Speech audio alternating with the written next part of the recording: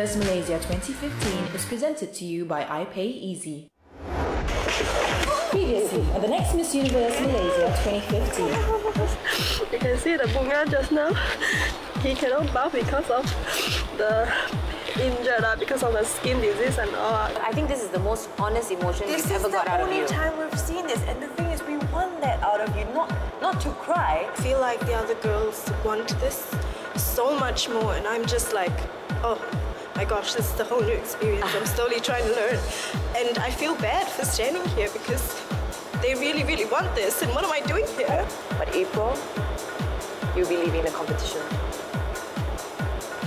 People think I'm fake, but I'm not. Yes, I don't think you're fake. Yeah. I feel like they fact me a lot. Jenny, you'll be going home.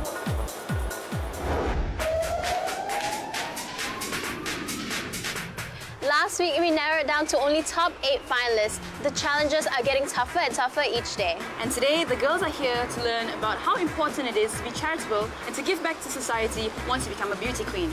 Today, we've got 2 special guests with us. We have Deborah Henry, Miss Universe Malaysia 2011, and we have Carrie Ng, our National Director of Miss Universe Malaysia and Miss Universe Malaysia 2013.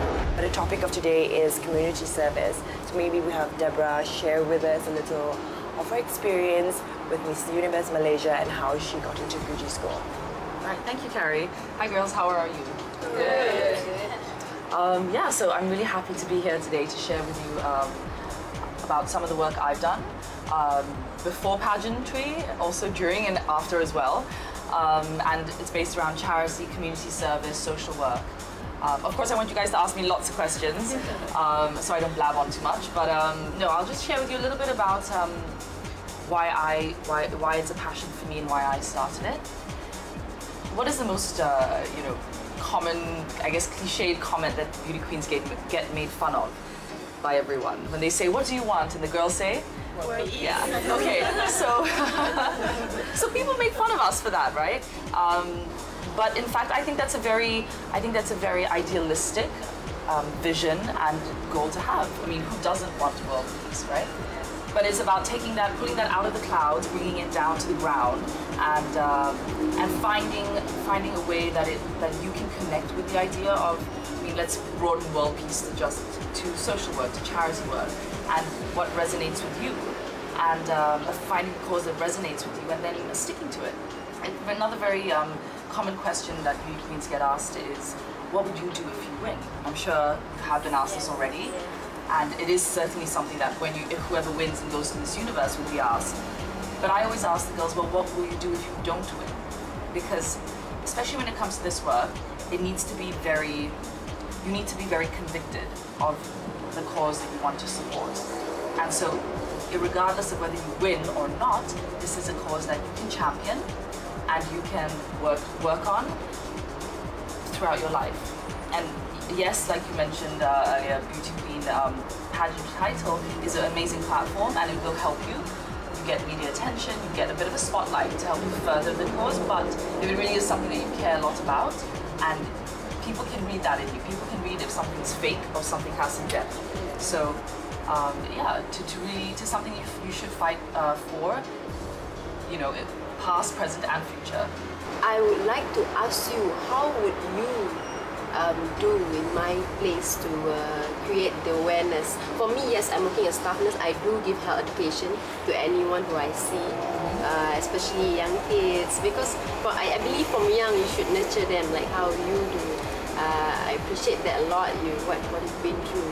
But how would you do it in a bigger platform? You have to be a bit more specific, I think. Yeah, like what is health. the essence? What exactly is your goal? My goal is to create the awareness of health, such as communicable disease, such as dengue, Ebola. So you want to have like a general health, general yes. awareness. General awareness. Well, I think then yeah, you would have to. Okay, it's general. Is there a target? Who you're targeting? I mean, what would be the best strategy? Is it parents? Because parents are the ones who make decisions for their young children, right? And is it huge? I mean, it's a huge goal because so many stakeholders involved.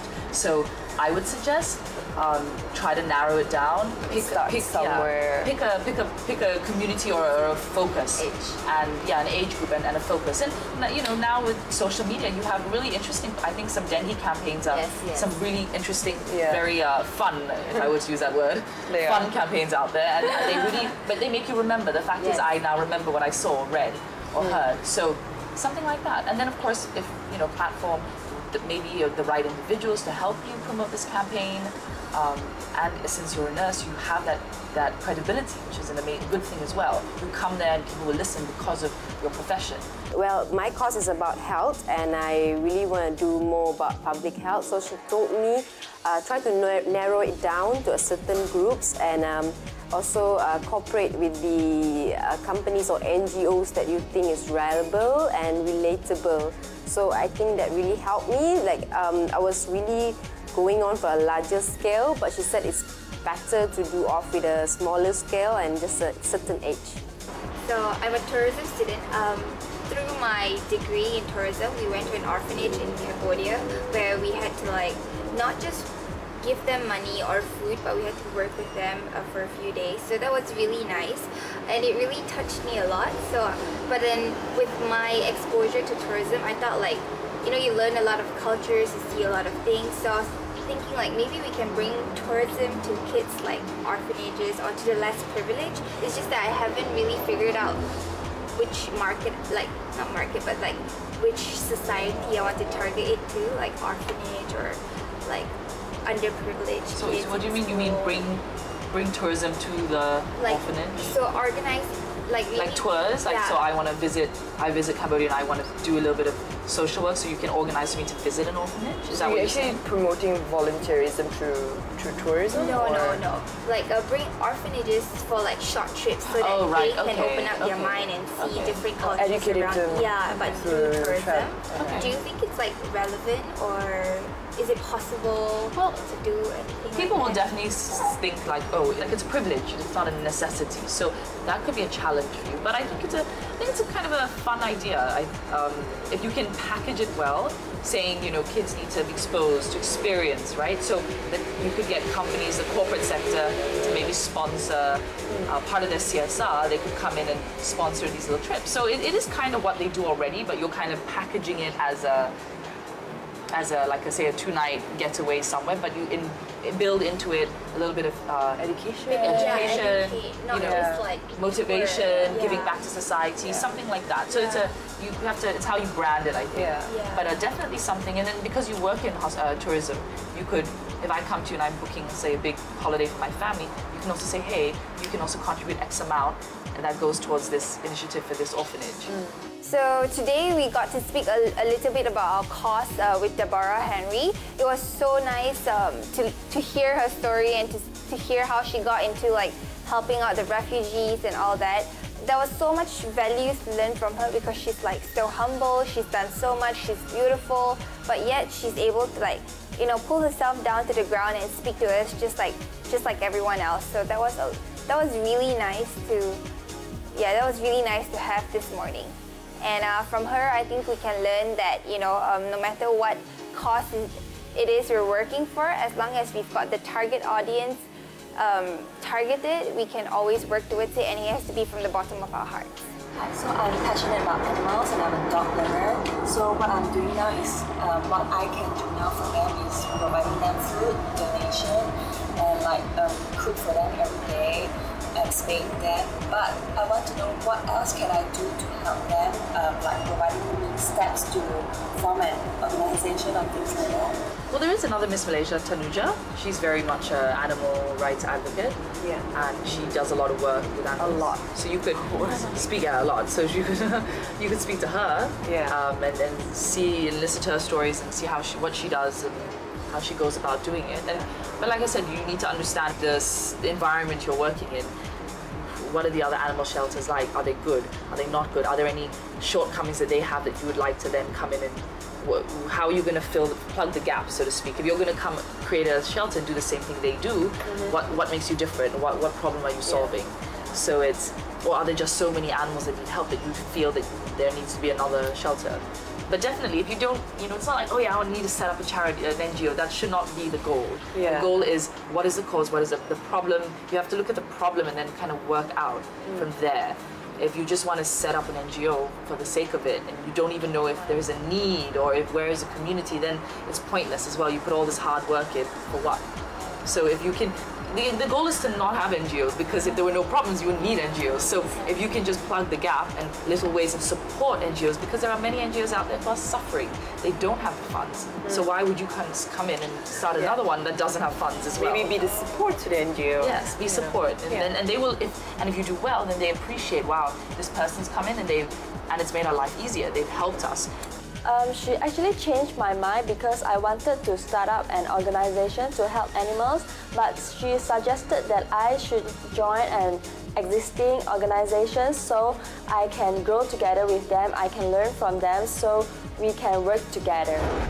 So Deborah, just now talking to the girls, what was your general impression about them? How were their ideas? Did one particular girl or idea stand out? No, I think the girls are lovely. They have amazing ideas, and I feel the ideas come from a genuine place. What I also like is the fact that some of them, they have the credibility and sort of the career professionalism behind that, so their ideas tie in with what they're doing, which is a good thing as well. One of my favorites was the young women empowerment idea. I think that's very necessary, especially in today's world. The bullying, healthcare, even education, also very important. So definitely on the right track.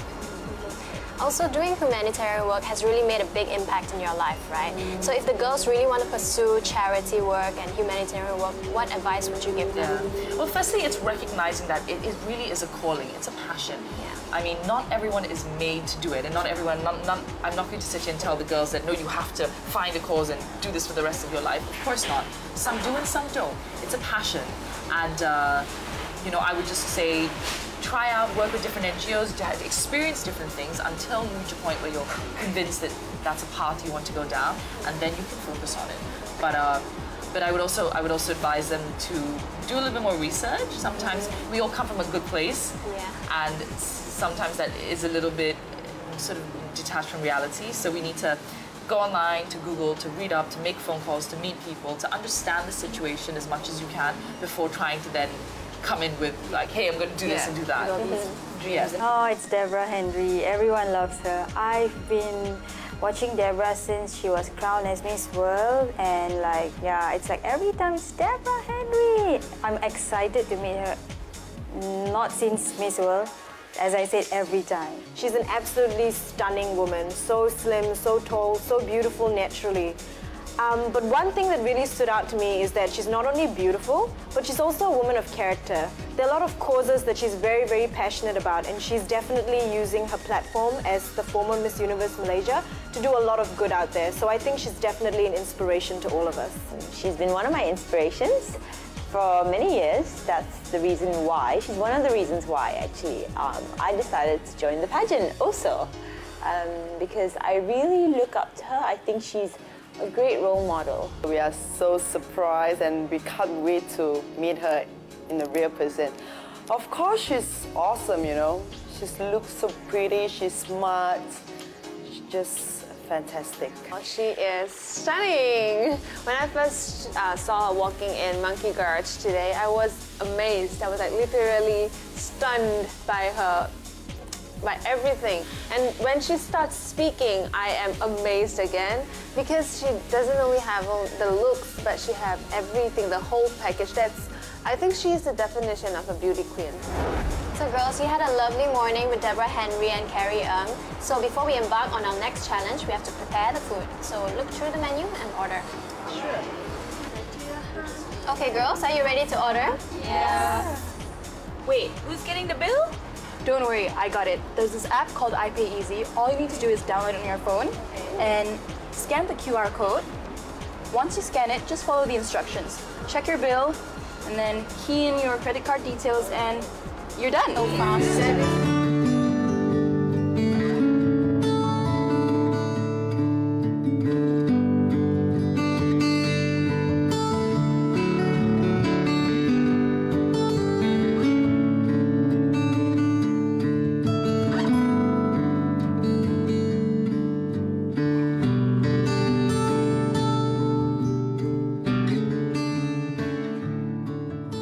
top 8 finalists are here to give back to the community. We are at Joy Garden visiting the old folks. Here we have Madame Teng, who's the founder of Joy Garden. Madame Teng, I'd like to ask a few questions.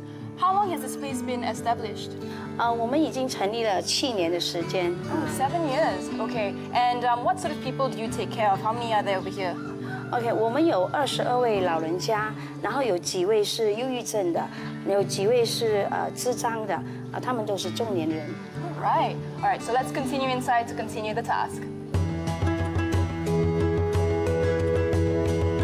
Okay. So we divided to 4 groups. Sharina will cook cabbage with sweeter. Gloria with Pauline will cook. Okay, cook.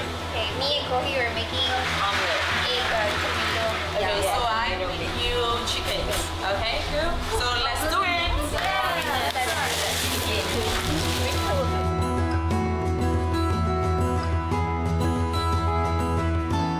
Hello, we are at the Joy Garden, the old folks' home, and now we are preparing to cook for them, for the old folks and the orphanage. What are we cooking today? Like beans and eggs. But we are also preparing onions and garlics for the other girls. Some of them are preparing chicken, some of them are doing like vegetable dishes.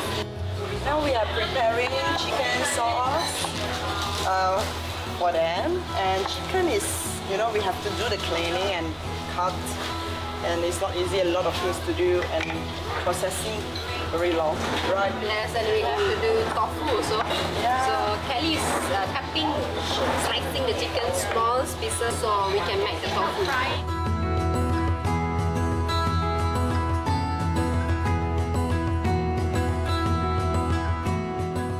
This is some rice for those who can't really chew their food, so they need soft food. So we decided to make porridge for them. I forgot to turn on the rice cooker for the porridge. I thought this was connected to the porridge pot, but no, it was supposed to be this which I was supposed to turn it on. Sorry! So we've started our dish. We're gonna start to put in onions now, and just crisping it all up, making the aroma come out. It's so hard! Now I know why my mother said you should learn how to cook.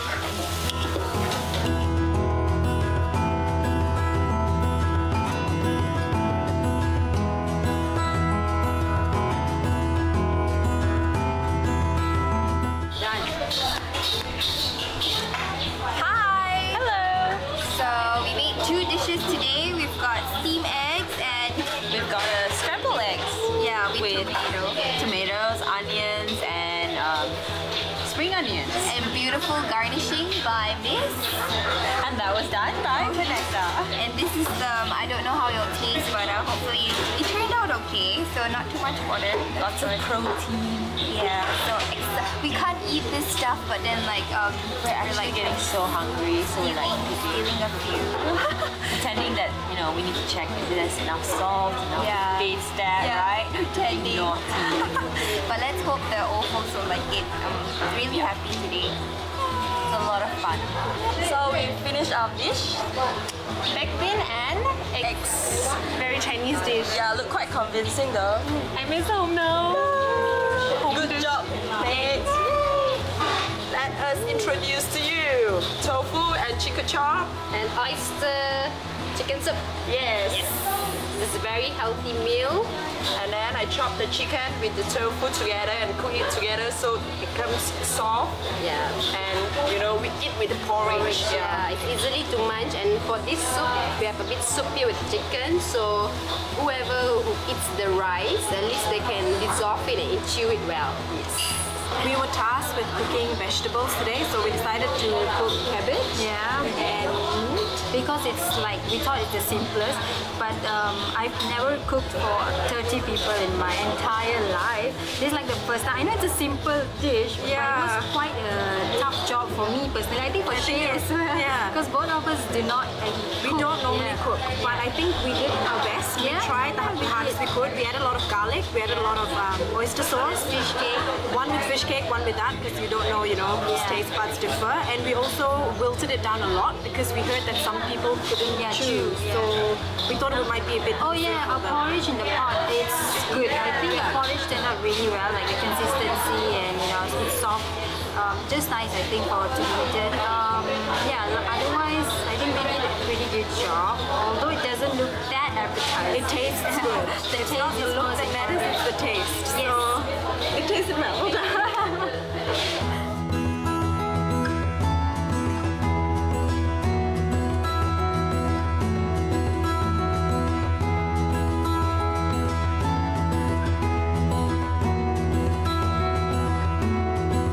This is the food that the girls have prepared for the old folks. And they did a fantastic job. And we are ready to dig in.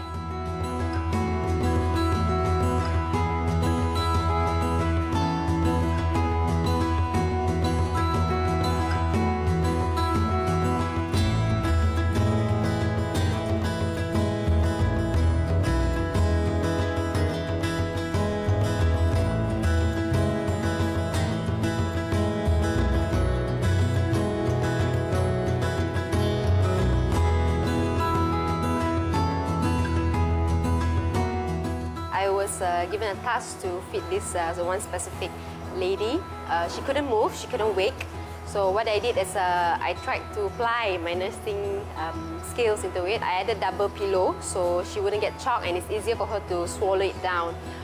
What I feel about her is, of course, it's a normal thing for me to see in my daily nursing life. But when you go to a specific place like the old folks' home, you feel it even more. Because, you know, you'll be thinking to yourself, or I'm sure all of you be thinking that, how come this lady is, you know, being treated like this, just put there, and someday in life, all of us gonna be old, and you don't want to be in that state. So I do feel a bit sad about that too.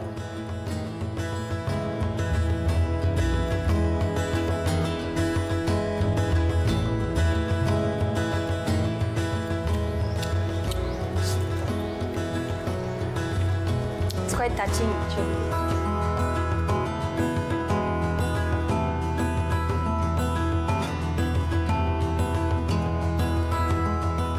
Today's event was very fun. At the same time, it was a bit emotional for me.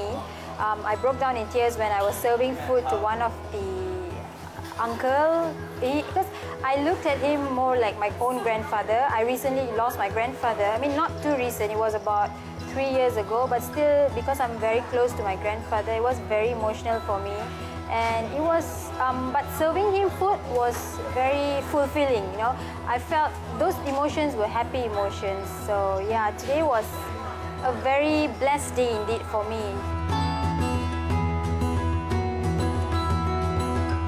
Or when I had to serve the men who can't really move and all, I felt a bit scared because it brought back a bit of images of some charity work that I did do last time when I was a lot younger. And I think at that time I wasn't emotionally ready, and still I'm not emotionally ready to see certain bits of disabilities and stuff like that. I get a bit scared. I don't know why, but I'm not very ready. So it takes me like some time maybe to get used to that. Maybe I need to be in the circumstance a bit more, be around that kind of disability. I'm okay with the normal ones, but when it's to that extent, I get a bit shaken up. I start to feel a bit scared.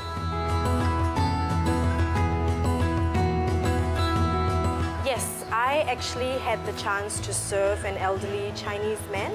I don't think he speaks much, and I assume he can only speak Chinese. So they actually taught me the Chinese phrase to use when I served him the food. I can't remember what it is now, but I remember that when I gave him the food, he couldn't respond back, and all he said was, ugh, ugh, and he started, you know, shaking his hand, and I was a bit scared because I wasn't sure whether, you know, he was happy, did I hurt him, because he can't talk.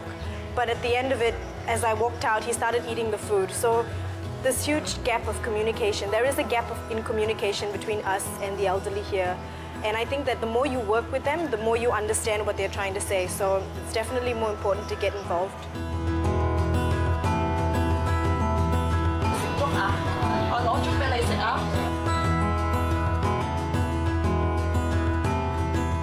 OK， 我们有就是智障的，还有就是忧郁的。然后呢，有一般是老人，然后也有一些是老人痴呆啊，然后就他们有些是单身，就是没有家人，然后有一些是孩子是非常非常穷的，所以他会在我们当中我们收容这些。 Now it's time to get down and dirty for your next task. You girls have already fed the residents of the home, and now it's time to feed the chickens. All right, let's go. Let's go.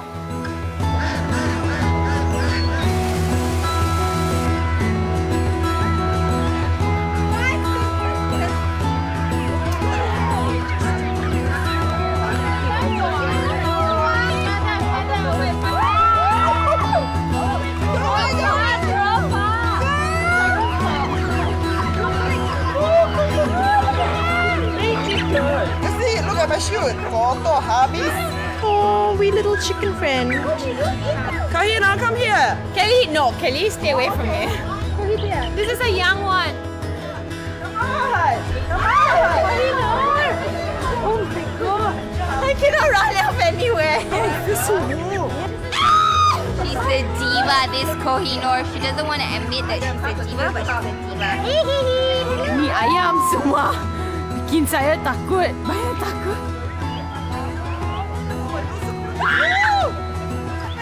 Ayoyo, matilah. Ayoyo. We just ate some chicken, by the way. Oh, that's so sad. Don't talk in front of them. We didn't have Their siblings eat. So don't listen. Don't listen. Yeah, that's why I support vegetarianism. Say no to, chicken, duck, whatsoever.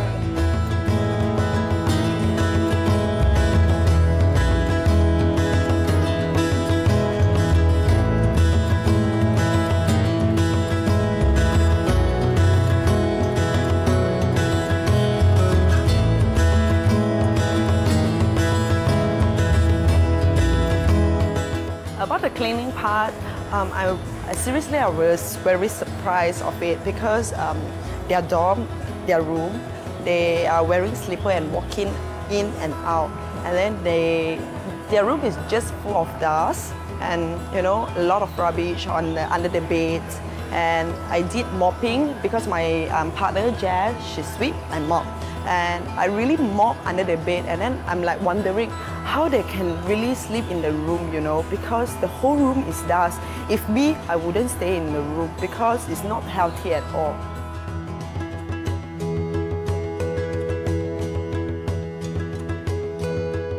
I think today is a wonderful day because we have the chance to visit the Joy of Garden, and we have the chance to shower the old folks with our love, which I think they are in need of that because I think they need love and care from everyone.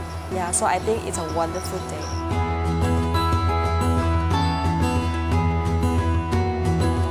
So I feel really bittersweet today. Well, ultimately you don't want to see any old folks in any old folks home because you want them to be cared by their kids, their children, their loved ones, anyone closest to them. But also, I was really happy at the same time because we all managed to come here and help them out, put a smile on their face, help them with cleaning, help them with cooking, and then, just looking at where they're staying. It's actually a beautiful place. It's very clean, very well kept, and it's just amazing. So it's a nice feeling being able to help out some people, giving them an extra love. So it was nice.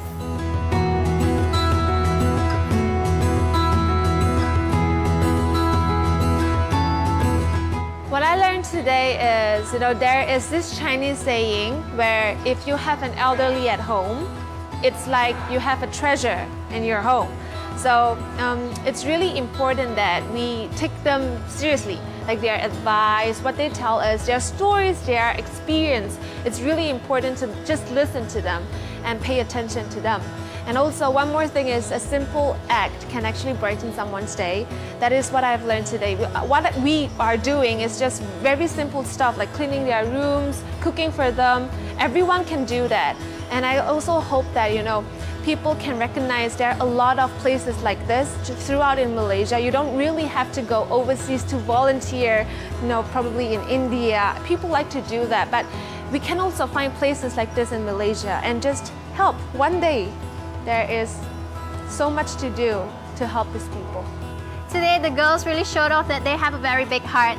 they managed to interact with the Joy Garden folks, cook for them, feed them, and also feed the chickens. So this is the true meaning of community service. That's right, and the girls now know that being a beauty queen is not just about having a pretty face, it's about having a big heart. And today they experience a little bit of that. And we know that this is not going to be just a one-off experience and that they will continue being active in charitable pursuits in the future.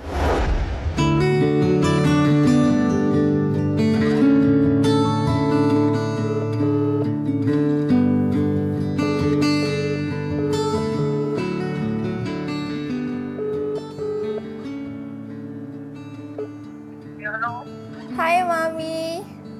Hi, Anita. Mommy, how are you? Okay, whose number is this? This is the production's number. It's you're on air and you're on loudspeaker right now. So is it? yeah, say hi to everyone. Hi, everybody. Hi. Are you enjoying yourself there? Yes, very much. So how are you doing? Okay. Yeah. Okay. Enjoying yourself, ah?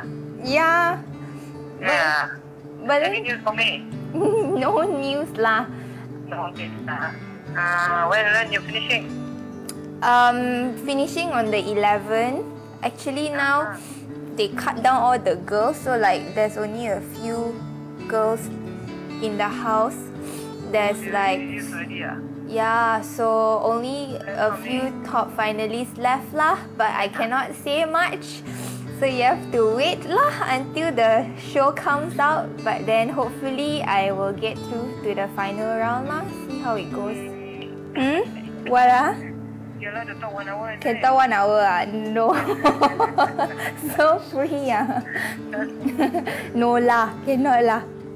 Hello? Ma. Hey? 他们在排着，没有，他们在排着，他们可以 call， 这样我 call。哇，吓死我了！大家要到。要回来没有？还没有。要不在你？很久没有回家了。很久没有回家了。我都听不到你讲话。很久没有回家了。哦，小兵终于来啦！有什么事啊？没有事，全部都还好。哎呦，真係攰，對唔對？I miss home so much, I miss my mom very much, and this is my first time I leave home for so long. My mom asked me to go home as fast as possible. I think he missed me too. Then he said no need to force myself as long as I did my best. Yeah. Yummy, happy birthday. Thank you. Was the operation hard? Painful ba? Very painful ka? Yeah. Are you on medication? Yeah. Still painful lah? Huh? Still painful? Still painful ba? Are you still doing housework or Munna is helping by helping? I'm doing housework lah. Sorry lah, I cannot be there. It's okay. My mom is 56, early detection of cancer at her uterus, so she has to undergo a operation called TAPSO, where they remove her ovaries and the whole uterus. The other day, during the elimination time on 29, give anyone a call to any of the girls. So I thought to myself, maybe, I wanted to, but I thought like, never mind, the chance will come for me to call, and thank you so much for. The girls have just visited the old folks' home and now they're visiting a children's home called House of Joy. That's right. As you can see behind us, the girls have already started playing with the kids. They're icing the cupcakes, they've got storytelling later on, and we've even got some games and fun activities planned for them. The purpose of today's visit is actually to just bring joy to them and touch their hearts and brighten up their day.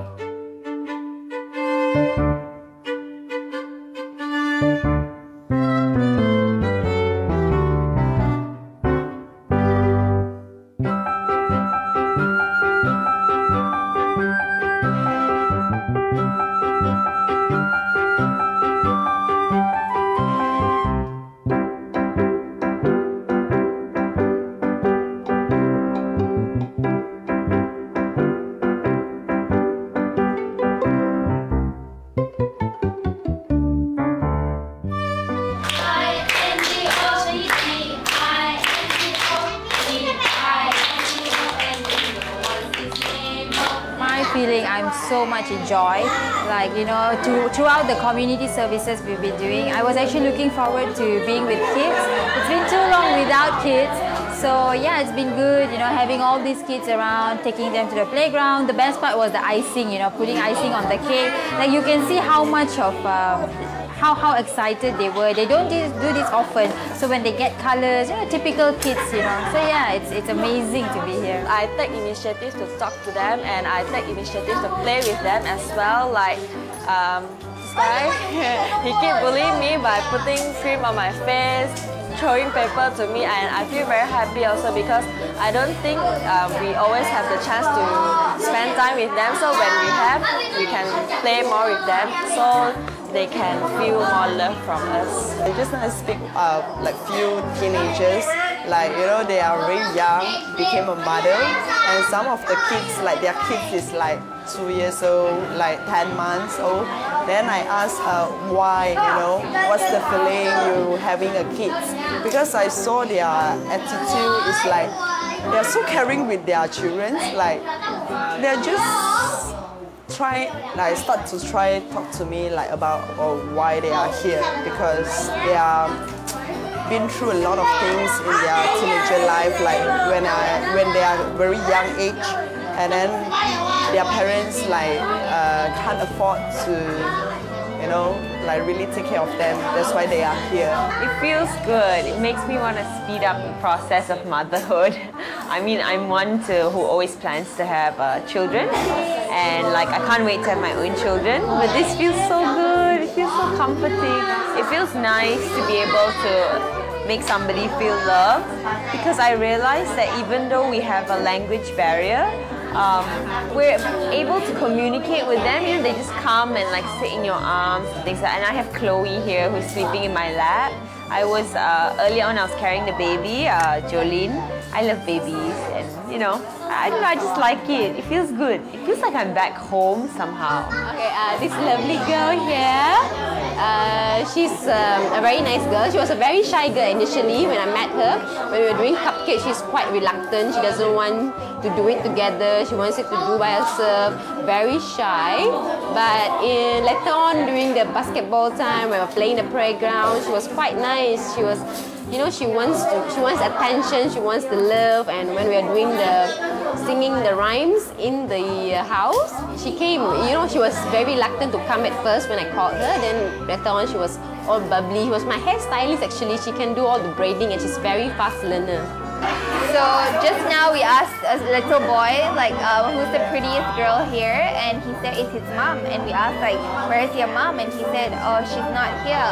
So like, why is that so? I don't know, but I mean it comes to show that this home is really good because it teaches the children to, you know, appreciate what they had, or even though it's not here, like I think they educate them. It's the education, you know, to appreciate life as it is and not demand for a lot. So I guess, like, yeah, probably that's why he feels like his mom is beautiful, because, you know, it's education, feelings, maybe stories told them that was told by others. So yeah, it's nice. When we first came, and then we had to interact with them, play with them a little bit, and then also we had a cupcake icing session, and I think the kids enjoyed it a lot because it's very colorful, a lot of snacks, a lot of tidbits, a lot of chocolates.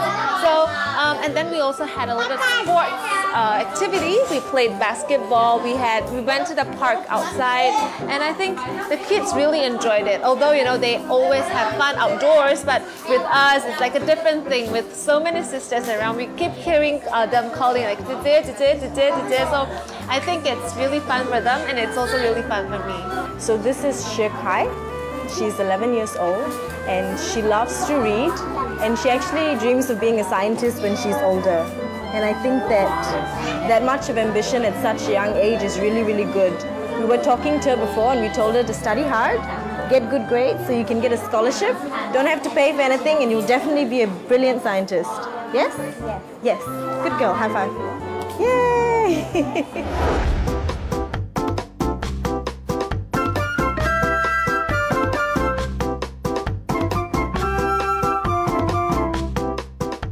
So ladies, when you're on the international stage, you'll be flashing your pearly whites to the rest of the world.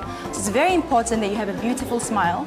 So here today we're actually at My Dentist, and My Dentist has worked with our queens Carrie and Sabrina and gave them gorgeous smiles. And here with me is Dr. Fu from My Dentist, and he'll be examining your teeth and checking them and giving you some tips and advice. So let's see who's got the best winning smile. Congratulations!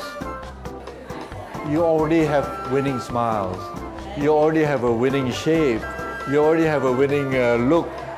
Maintain that winning posture, winning smile for the rest of your life.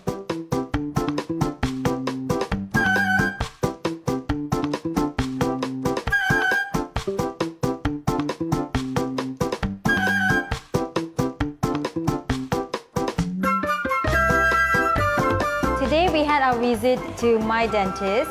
We were introduced to Dr. Fu. I mean, we've met Dr. Fu prior to this, but today it was more of, like a casual talk, at the same time screening with Dr. Fu and his team. To start off with, the dental is not at all like a dental, in sense it has a very, beauty. The atmosphere here, it doesn't make you feel, scared.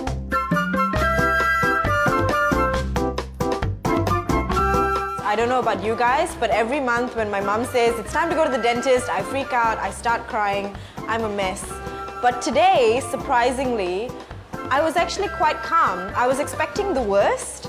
I was preparing myself to cry, makeup running everywhere, but the personnel here was so friendly.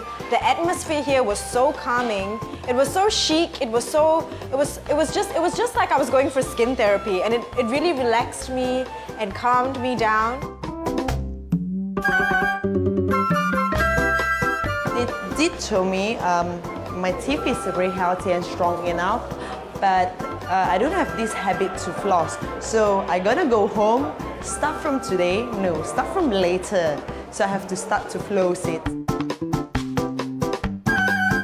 We had a session with Dr. Esther. She checked our teeth and everything. It felt like a head massage actually, because she was pressing my head and also my jaws to check the muscles and the teeth and the gums and everything. I don't feel that, oh, I'm a new customer just like walking in. And also they have this eco concept of a decor. It's an eco clinic basically, and it's so relaxing that you feel that you're in a spa. You don't feel that phobia and that dental clinic kind of smell. It's just really relaxing.